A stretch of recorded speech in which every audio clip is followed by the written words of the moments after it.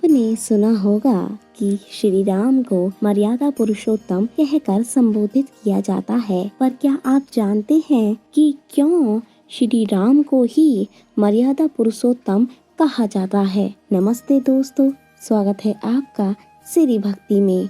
मर्यादा पुरुषोत्तम प्रभु श्री राम भगवान विष्णु के 7वें अवतार हैं, जिन्होंने त्रेता युग में रावण का संहार करने के लिए धरती पर अवतार लिया। उन्होंने माता कैकेयी की 14 वर्ष वनवास की इच्छा को सहर्ष स्वीकार करते हुए पिता के दिए वचन को निभाया। उन्होंने रघुकुल रीत सदा चली आई, प्राण जाए पर वचन न जाए का पालन किया। राम को मर्यादा पुरुषोत्तम इसलिए कहा जाता है क्योंकि इन्होंने कभी भी कहीं भी जीवन में मर्यादा का उल्लंघन नहीं किया। माता पिता और गुरु की आज्ञा का पालन करते हुए वह क्यों शब्द कभी मुख पर नहीं लाए। इसीलिए माता की आज्ञा का पालन करते हुए वनवास भी भोगा, सारी परेशानियां उठाई, परंतु अपने मर्यादा नहीं त्यागी। मर्यादा पुरुषोत्तम संस्कृत का शब्द है।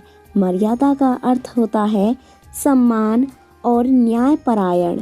वही पुरुषोत्तम का अर्थ होता है सर्वोच्च व्यक्ति।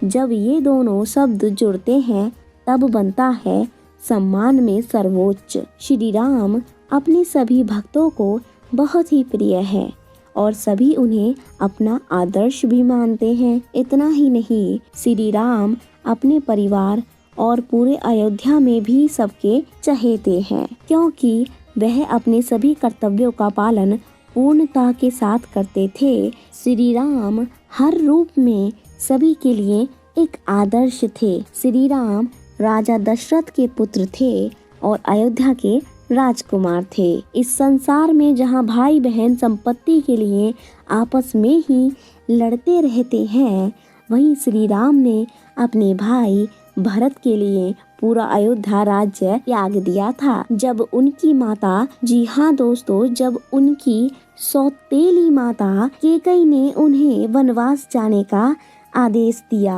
हालांकि श्री राम के पिता राजा दशरथ ऐसा कभी नहीं चाहते थे, परंतु कैकेयी को दिए हुए वचन के कारण वे विवश थे। अपने पिता के वचन को निभाने के खातिर श्री राम ने वनवास जाने का निर्णय लिया था और 14 वर्षों तक अपनी पत्नी सीता और भाई लक्ष्मण के साथ वन में रहे थे। यह इस बात का प्रमाण है कि वह किसी भी हालत में अपने माता पिता का अनादर नहीं कर सकते थे। श्री राम हमेशा अपने कार्यों में व्यस्त रहते थे। कभी वे ऋषि मुनियों के साथ मिलकर अपने राज्य की उन्नति पर चर्चा करते, तो कभी अपने भक्तों को दानवों के अत्याचार से मुक्त कराने में लगे रहते। किंतु इतनी व्यस्तता के बावजूद वे अपनी पत्नी देवी सीता का पूरा ध्यान रखते थे। बाकी सबसे ज्यादा श्री राम एक आदर्श राजा थे। कहा जाता है कि वनवास के बाद जब अयोध्या के राजा घोषित हुए, तब उनके राज्य में कभी कोई चोरी नहीं हुई, डकैती नहीं होती थी, ना ही कोई भी भूख से मरता था।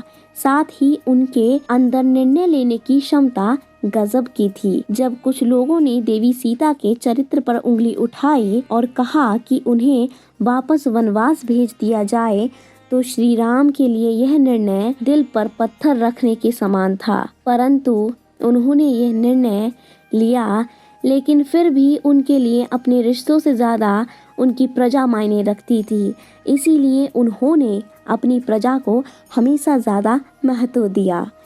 तो यह थी हमारी आज की वीडियो। यदि आपको यह वीडियो अच्छी लगी हो तो लाइक कीजिएगा और नीचे श्री भक्ति वाले इस गोल बटन को क्लिक करके श्री भक्ति को सब्सक्राइब करें और बेल आइकन को प्रेस कर दें, ताकि आपसे हमारी आने वाली वीडियोस मिस ना हो जाएं। यदि आपने हमारी पिछली वीडियोस को अभी तक नहीं देखा है तो नीचे जाकर उन्हें देख लें। धन्यवाद।